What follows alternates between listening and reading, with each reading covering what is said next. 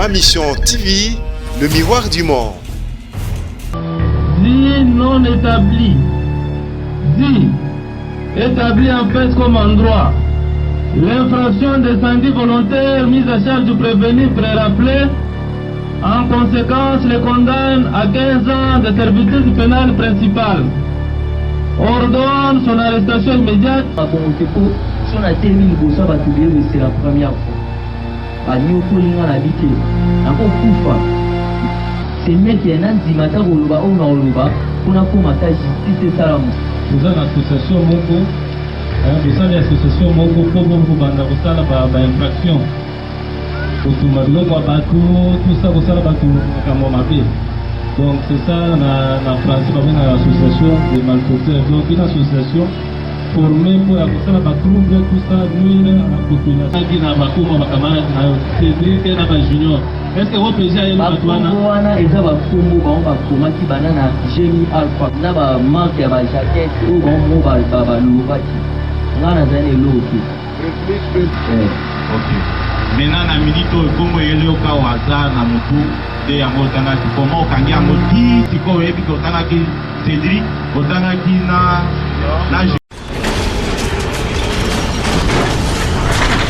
Ma mission TV, le miroir du monde. Aujourd'hui, nous allons poursuivre avec l'instruction.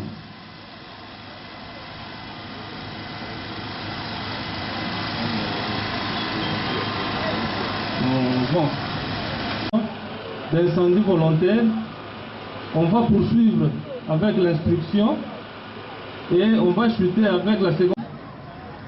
Tobanda est déjà lobé. Atinaki dossier dans le tribunal. À lobby, la date le 19 je crois, octobre 2019. Tango élément il y a police. J'ai mis alpha à bêta qui motar moko masasi bino ba motar bozala ki énervé alors bosala ki descente moko na commissariat na ba installation ya police GMI et botumbaki ba dortoir tout ça biloko belé na kati wana yo lobi nini lobo ba bomaki na muto o ba bomaki na ebiete na nani ni famille na ye naza mpe na engagement moko na ye te makambo ya badesordre oyo basalaki nayebi mpe yango te nga nazwi surprise moko naza chez biso na veni nauta église mpo naza na motu nanga moko basombelanga na église nauti na église vers ba 19h na bimi ebima na bimi kovanda na vandi namona boye bapolisi ya tenue civile baye bakangi ngai bameki okanga na masanga akimi kokima akimi batikali na nga babandi obetanga na sur place babeti ngai babotoli ngai batelefone babotoli mbongo nayebi ntina te bazwi na moto bamosukutu babandi obuka baradio ya moto sur place eyeka na nga moko balongoli baradio babuki basali nasali nini bayozwa mosusu ayana mosusu aye wana aserenga kraka na libokwa ebandi ozokisanga bapota oserenga kraka nasali nini kouta na église yango nakobima na nga yango yo bokani ngai nakobima na nga église nasali nini ata motu moko te na kati na bango ayokaki ngai bakie na nga ti na nini na base na bango na stik na centre ya bapolisier nyonso babandi kobetanga bazonyata bazalaki na bamatraki bazotyanga bamatraki donc na butu mobimba wana nakoki ata koresiste te nasali nini baolobelo nasali te kaka kobeta bamosusu baye wana te fo toboma ye kaka ye fo akufa mosusu aye koya na elo moko boye atubinga awa na mokongo abi ye fo toboma ye ti nayomona colonel na bango azalaki na biro ayobima abi botika ye nde bayotika ngai bayokotisa nga na biro ta bakotinga na biro wana babandeli su kobeta nga wana babeti nga bapolisier mosusu bazalaki wana bamisusu baye bafungoli porte ayo kokufa ezalaki ma tellement bizarre kobeta ti baye otika nga mwa ta mwa boye banda ba 19 batiki nga ba 20 navandi wana ali colonel ayo ya wana ayo etuna nga abi bakangi oseni nga na bi nasali eloko te yosali eloko te oyo bayebisaki biso mutu moko boye ayaki awa ayaki kotumba so mpe alata jakete nga na bi nayebi kutu te na participa na badesordre te nayebi mutu asali acte oyo te donc so nalobi kaka bongo epa bango eza lokwa na fingi bango kobete bandi lisusu bazali na bangondo oyo wana bikangai na kingo oyo boyenya te na makolo babeti bangondo so natali kaka dega obetelana no babetanga bongo te mpo so natemi liboso ya bato beye c'est la première fois banyokolinga na bi te nakokufa semeki ye nandima ta koloba oyo na koloba mpona koma ta justice esala mosala na ye nde ntango batiki kobeta ngai nayo oloba oyo kaka nalobaki wana makambo oyo nga nalobaki oyo moto azali na jaket to asime molangi eza bango moko nde baosufle nga dia yo fo oloba kaka boye yo fo oloba yo moto osimbaki molangi yo moto bwakaki ngai si bango ngai te so nabi ngai te baobeta nga kaka nalembi kobeta bi te na mitiata ngai mpo batika nga nayo mitianga bafilme nga nga nabi sava mais ata babeti nga ata bafilme ngai bamena ata baenquête epa na bango na stik na génie alpha na nini na kote ya office de route eza na kompani oyo eza wana kompani ana nga natikala kokota na kati te mais place baolakisa nga baki olakisa nga ata place batumi moto eza place oyo nga natikala ata kokoma te na bana abotama nakoma ata place ata namona office de route kaka na libanda navandi na quartier ça fait 5 ans yango maintenant mpe nakoti na office de route mais kobeta oyo nga nakokaki te nde elobisi nga oyo nalobi mais soki nayongona baosinisi nga bapapier donc likambo nayebi te yango lelo naza surtout baofandisa nga devant bato ebele naza émotionné nayebi eloko te. Est-ce que vous reconnaissez que vous osamaki devant officier ya police judiciaire? po bango banoesanga bayoso osami te tokobeta o boye nga kuma kobeta epa na ngai bana obalisa donc mpona nini devant officier ya police judiciaire yo moko olelesaki bafe nyonso okendaki na bouteille na molangi ya essence tout ça yo nde okumbaki dortoir ya installation wana nga nayebi yango te okomaki osinyaki mpona nini devant na bango bapesinga bayesingaka signe nayebi natingo esanga biti o te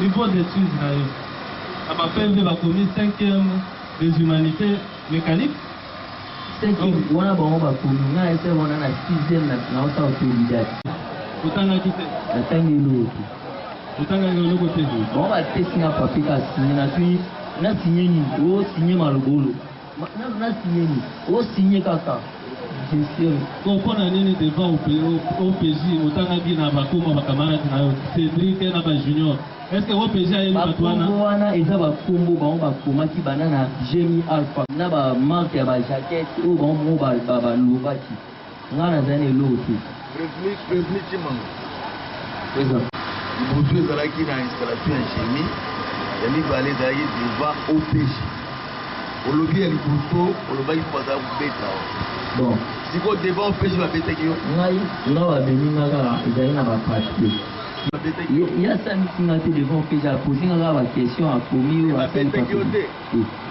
donc ozalaki yasali kaka aokomaka orepondaki na réponse ye oyo baquestion bandoki nango botami wapi nini na question neti komona bayesenga koma komona komi oyebi kotanga yango nayebi eki makambo akomi oyebi kotanga te nayebi oyebi te oyo moko olobaki baza bakamarade na yo bakombo ngana na kamaradi moko oyo bakute biso na ye na aveni balinga bakanga biso mbaye yenda kimaki sikoyo soki batuni ngai ntango nazali na génie alpha so batuni nga yo oyebi bato basala ye makambo so nabi nayebi te eza kobeta na nsima obeta makasi wana naobimisa bakomo mosusu nayebi na motu te Junior na ba Cédric nayebi ata motu te me naka na masanga moko balinga bakanganga na ye. mais il fallait tout natawe Paul Jean Paul nino otangaka kombo ya nani ya Junior kombo ezo eye na monoko olobi obeta ofimbu. Ok. Maintenant na minute oyo kombo yele oka waza na mutu de yango otangaki comment okangi yango ti sikoyo oyebi ke otangaki Cédric otangaki na Junior pourquoi ezobunga te na mutu oyo okangi yango ti sikoyo wana nayoka kombo oyo ntango tozalaki na Jeune Alpha bolobaki kofilme bafilme ezaki babeti yo mpo bafilme na makasi. mais na vidéo babanda kobeta yo te babanda koloba calmement tout ça contrainte bango baolakisa te baolakisaka oyo ya malamu ya mabe babeti yo na nsima mpe balakisa kasi na bangundu na bango baobeta osima nango ale yaka bafilme osolobi te nazalaki mongongo ekanga makisi nango oloba bien te chef na bango azalaki ayesi policier mwa wana biso natali oyo obetaka ye tozali mpe na mama moko na kati wana azalaki na bango wana naolela kudu naolela mama na abi te si oza inosa ekoyebana kaka mpona nombre bango baza wana babi babeta yo bon mingi babeta eza oyo bayoya na ngai ti na biro soki bando obetaka nde bangondo na makolo mosu azalaki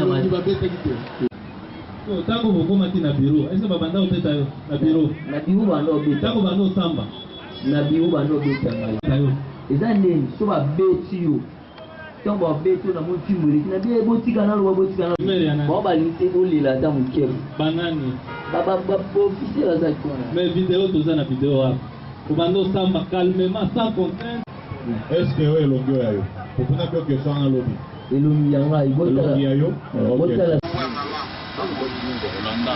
papa azali mama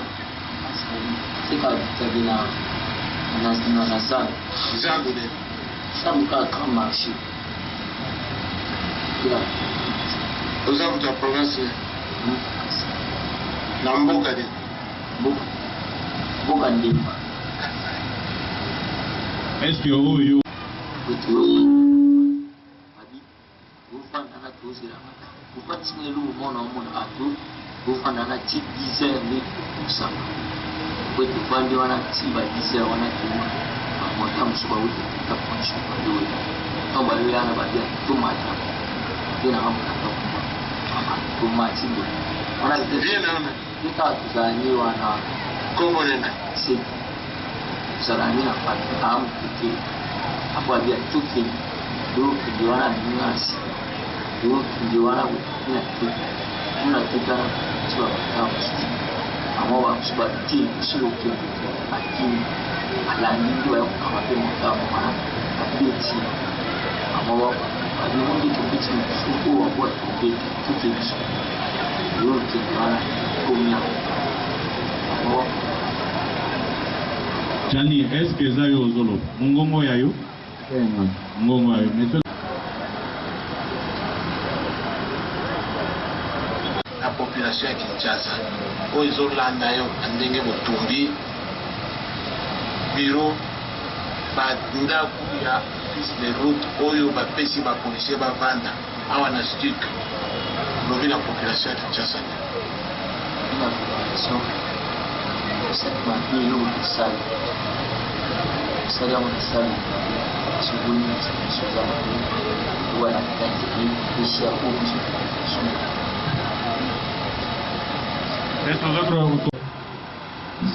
botala imeo nga azalaki nango ntango na ndolo balikambo wana question ya tribunal eza est ce que yo nde olobaki bongo eza nga muna alobaki ntango bando atiki obetanga mpasi eleki. ok. Les prévenus est passé aux avis le plus complet. Ça ne sert à rien que nous puissions. Il a retenu sur le PV, il cherche à nier ce qu'il a retenu. Il reconnaît sur la vidéo. Ces avis sont consignés là, donc c'est amplement suffisant. Donc nous pouvons recueillir facilement. mpona nini otumbaki dortoir ya bapolisier ya GMI yoyebika eza mabe mpona nini osalaki elo monga na oloba angaki ngai Pour nité ba meminga mamo basa misanga na justice basa misanga na ndenge na bango moko. Pour mais dossier bandaka na la police et vous comment na la police ya obeta te ba bimisinga devant ba basa misanga. Bon bakaninga ina sana na veni na biso bakaninga te ke na obwa keloko te. Bakaninga te ke na obwa keloko. Bakaninga ina sana ndako na biso bakaninga. Ngana bakanga te na okuka emotion boiti. Bakaninga na fax o tege na simbi eloko te. Bala sanga video unga na simbi eloko. O ba ba tio sami sanga na ndenge na bango moko. Notre prévention, à savoir l'incendie volontaire. Et va passer à la seconde infraction qui est l'association de malfaiteurs. Prévenir Sivan. Parce qu'il y a part infraction incendie volontaire, ministère public, parce que ils ont poursuivi pour la deuxième infraction association de malfaiteurs. On a parqué, nous on a des camarades là, nous avons une association Moko, nous avons une association Moko pour une infraction. Tout ça, tout ça, donc c'est ça, la principe avec l'association des malfaiteurs. Donc une association formée pour troubler tout ça, nuire à la population. Nous le bénissons. Mais tant que nous avons devant au PJ, au Lobaki, on a un vieux mot qu'on avait à Moutété. On a Moutété la Moutété, les amis, au Balnava Kangana et au junior na trésor. Voilà, na yedi bamote. Nana ni association ou ngana sala. Siko tango bukenda ko tumba nani. Uzalaki au côté. Na kenaki ko tumbati. Elon déclaration na ngizabu. Ba policier o ya stick ba ujana. Bango ba bomaki mutu na niveau ya niveau ya sope ya oni kota Gambela. À partir de la Gambela, il y a des revendiqués. Dans le quartier, il y a des 0 mètres. Il y a des descentes. Il y a des motos. Les motos ont des commissions à niveau A. Il y a des motos. Bangonde ba descendre na bana ba batu na ba o ba boni le commission niveau ngai na automé victime.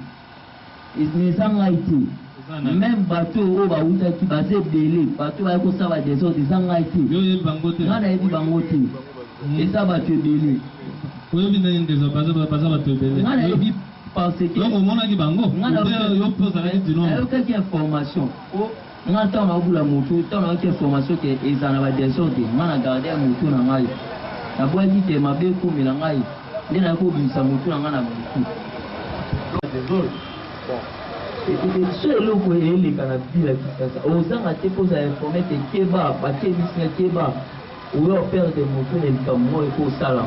Oui, on a boula mine na TP, na monta na TP wana. Na kika li solo, mbebe tama, oh boy, mais et ça va monter puis va hôtel. Bon, li solo qui va se va grève, ou va moto va ça marche. Oh, l'histoire na yoka. Ba désordre wana. Donc yoka kito makambo quand na yoka kite o ba désordre. Vous avez dit que ba te bepe ba sangi yoka kite désordre ça les mecs quelque part. Na bimi l'église pour voir juste na avenir na avenir à Soba. Même ba policier va poutinga na avenir. Compte afin que la prévention de l'incendie de la chose d'autrui soit établi dans les chefs de l'agent. Il faut tenir au terme de l'article 103 les édifices à ce qui concerne la chose incendiée. Tel que je venais de l'affirmer, quelle est la chose parmi lesquelles énumérée par les législateurs a fait l'objet de l'incendie dans les cas d'espèce. Dans les cas d'espèce, c'est le bâtiment de l'office de route abritant les policiers de Génie Alpha avec leur famille. Et il faudrait aussi déterminer la nature que ce bâtiment est en matériaux durables. Nous y reviendrons.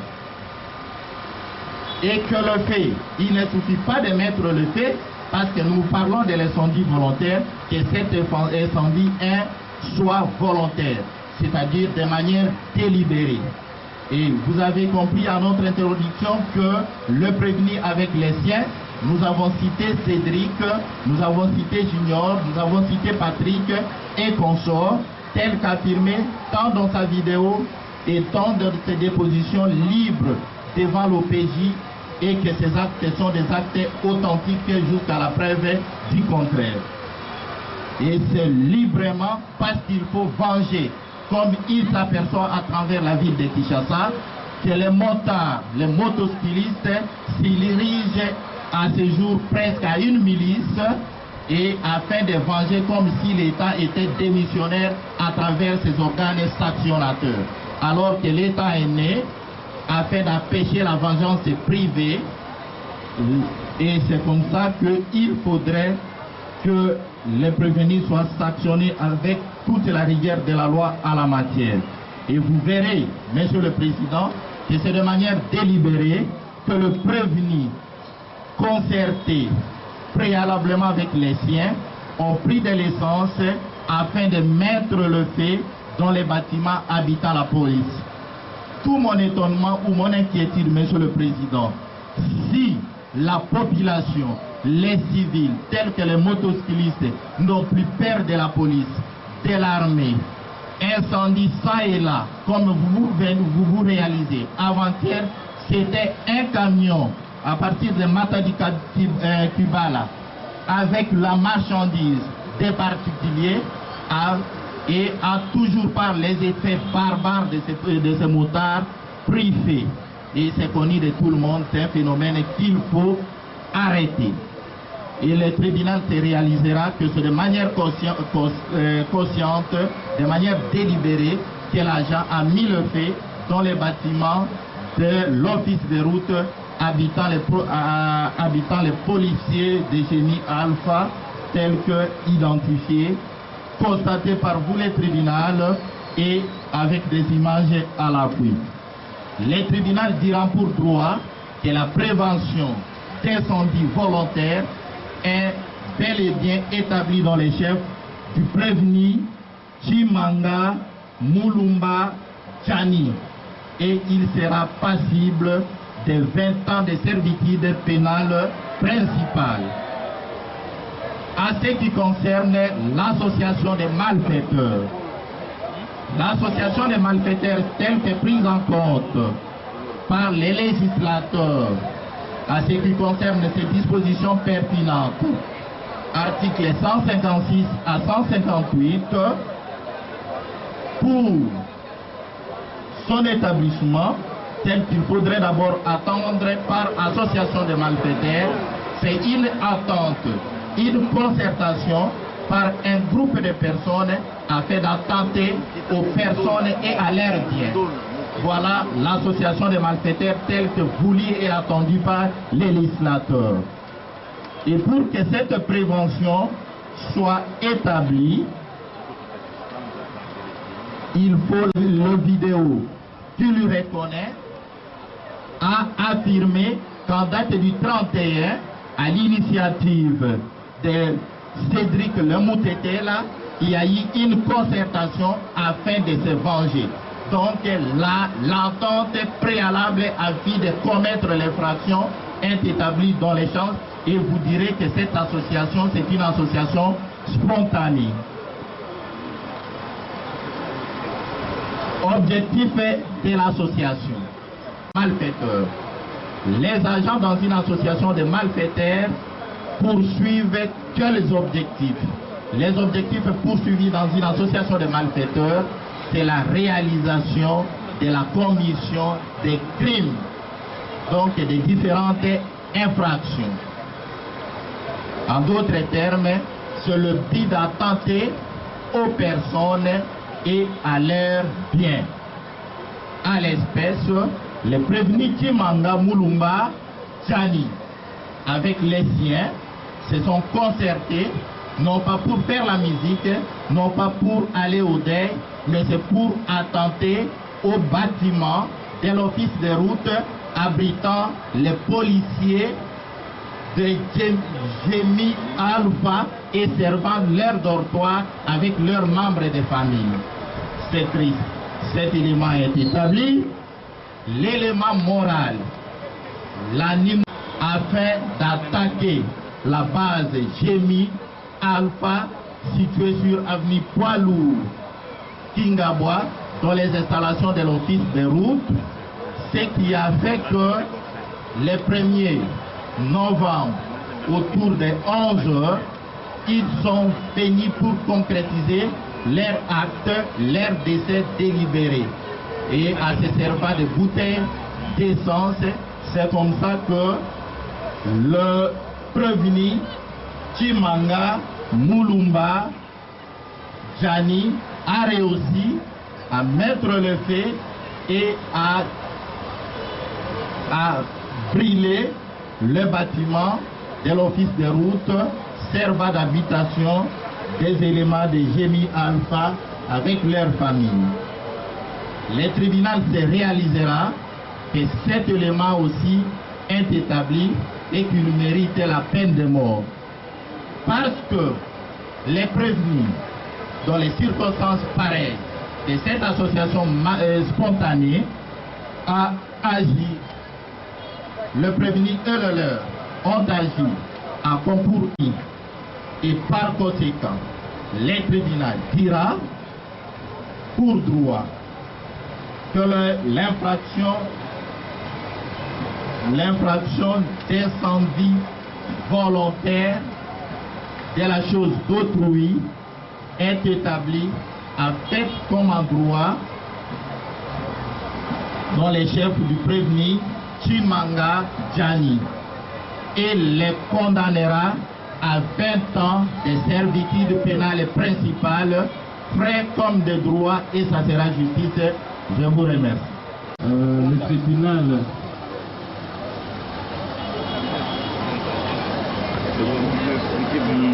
prévenu Chimanga oyoki makambo nyonso procureur alobi poursuivre pour un incendie volontaire.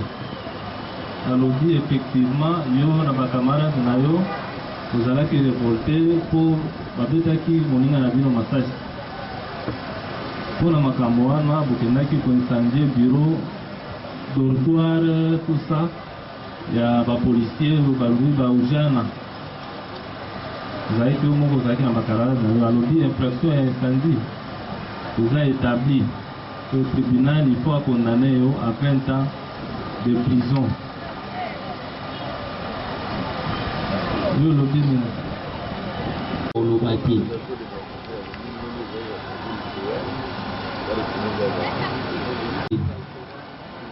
soki naza kondani nzambe kaka yembi ayebi mponga nayebi eloko nasali te ata naza kondani po nga nasambi selon ngai naza juste kaboyi. Bon, so bakondani ngai so bakoboma ngai wani etali leta mpona miniti oyo nga na secours mosusu osala te. Pour infraction à association de malfaiteurs. On dit on a des camarades au sein de l'association pour ouvrir des particuliers pour Tumbabilo Babato. Et pour l'infraction, on a le tribunal est condamné à la peine de mort. Nous le disons. Nayebi mabe mo na salite mais aza condamné. Nyonso etali ka nzambe men oyo ngana oloba lelo esate soki l'État a formé ba militaire ezateke po bakende na kimoyibi ezate kimoyibi na bango lelo nde meminga na prison. Nous avons condamné la justice dans le ministère. Nous avons condamné la sanité. Et c'est une justice dans le ministère. Attends, on coupe le long, mais ça va continuer. Mais c'est une justice, c'est le président. C'est le président Félix. Aïe, pour la police, on va encadrer. Bautano ba na stick pe bate niveau ba mbaila état ba roulage bazali état ko kanga bato ezali ba mettre volontaire bango ba comment ça et logo nyonso service nyonso bango ba salaka et au finir ba ko boma muto bato non ba débat public bayoka ngai Ok. baboma moto bato kufa bato baye kosevenger contre bango eza ngai te eza ngai te ngai na association te. Prévenu le tribunal. Clôt le débat. Prends cette cause en délibéré pour se prononcer dans quelques minutes.